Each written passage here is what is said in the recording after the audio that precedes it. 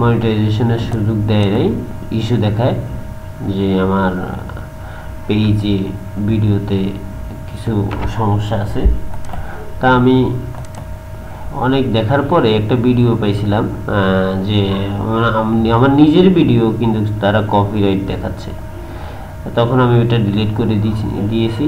এখন আর কোনো ভিডিওতে আমার কপিরাইট ইস্যু নাই, বা যে কোনো ইস্যু থাকলে এখানে উঠতো যে এর জন্য এখানে ভাইসা উঠতো যে এই ভিডিওটা আপনার এই পেজের জন্য প্রযোজ্য নয়, বা এরকম বিভিন্ন কিছু উঠতো, এখানে শো হইতো এই যে স্ট্রাকচারে। এখানে আমার এখন আর কোনো ভিডিওতে কোনো ইস্যু দেখা যাচ্ছে না।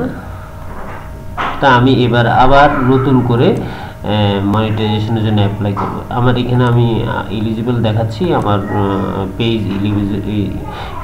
এটা এই দেখেন আমার 1000 ফলোয়ার, এই 5000 ফলোয়ার।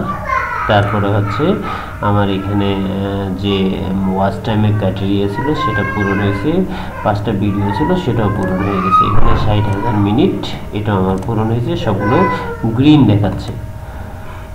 এখন এগুলো আমার সব কিছু বলো, শুধু আমার এই মনিটাইজেশনের জন্য ওনারা আমার যে ইস্যুটা দেখাচ্ছে এটা হচ্ছে এটা, এই ইস্যুটা আমি এখান থেকে দেখার জন্য এখানে ক্লিক করলাম।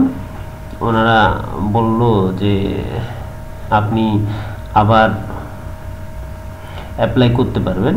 যে আমি এবার ভিডিও যেটা আমার সমস্যা, ওই সমস্যাটা আমি সমাধান করার পরে এখন আমি আবার আপনার রিকোয়েস্ট অ্যানাদার রিভিউ, এটাতে আমি আবার ক্লিক করে আবার আমি রিকোয়েস্ট ওনাদের কাছে পাঠাই।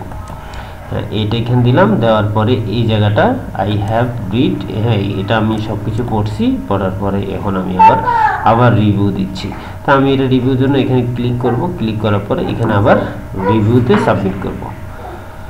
তারপর ওনাদের কাছে এটা সাবমিট হয়ে গেছে রিভিউটা, ওনারা দেখবে 2 থেকে 3 বিজনেস ডেতে ওনারা এটা আমার জবাব দিবে।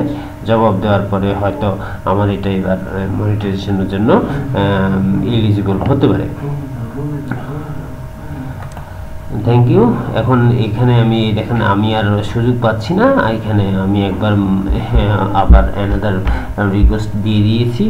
এরপরে আমার 2 থেকে 3 দিন পরে যদি মনিটাইজেশনের সুযোগটা দেয় তাহলে হয়তো ভাগ্য সৌভাগ্য এটা হয়তো মনিটাইজেশন দিতে পারে, কারণ আমার এখানে এখন আর কোনো কপিরাইট ভিডিও নাই, সব নিজের ভিডিও, রিয়েল ভিডিও ওগুলা।